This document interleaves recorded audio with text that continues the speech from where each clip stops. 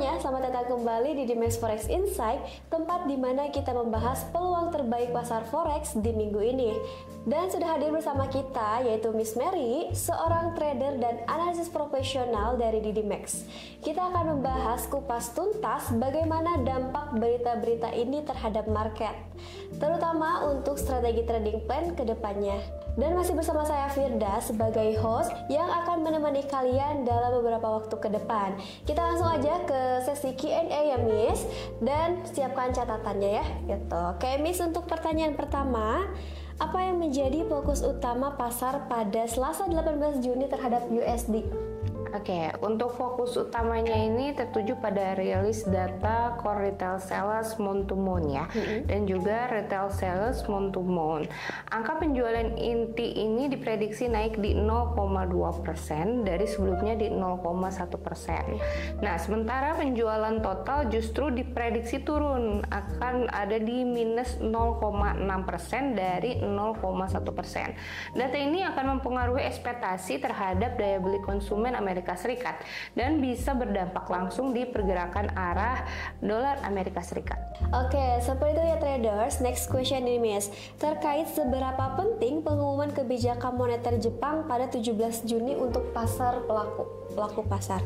Oke, ini sangat penting ya, terutama karena pasar menantikan signal dari BOJ policy rate dan juga BOJ press conference. Nah, meskipun suku bunga ini akan diperkirakan tetap ya di bawah 0,50%, ternyata gubernur BOJ ini bisa memberikan petunjuk arah kebijakan selanjutnya.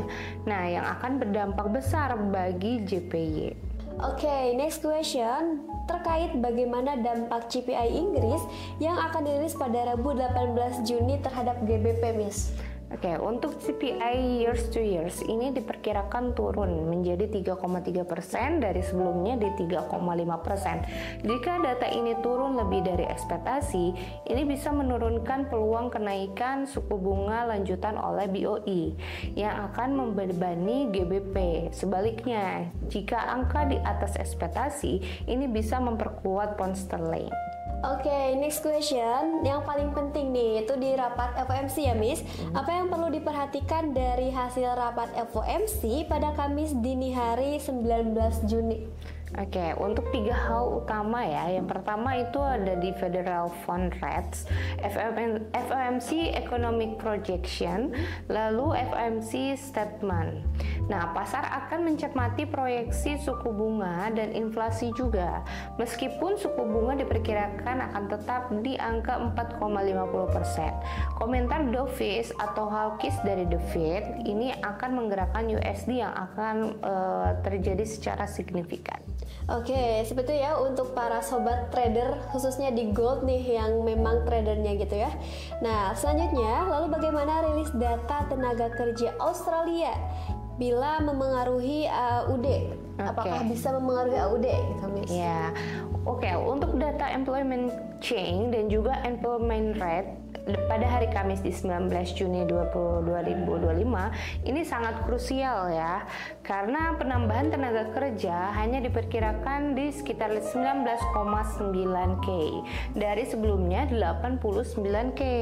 Nah, yang bisa menekan AUD ini jika angka aktual mengecewakan stabilannya. Tingkat pengangguran di 4,1% akan menjadi perhatian tambahan. Oke, seperti itu ya. Next question. Lalu apa dampak keputusan dari CNB yang mempertahankan suku bunganya 0,00% pada CHF? Oke, untuk penurunan dari 0,25% ya ke 0,00% ini menunjukkan sikap dovish dari SNB.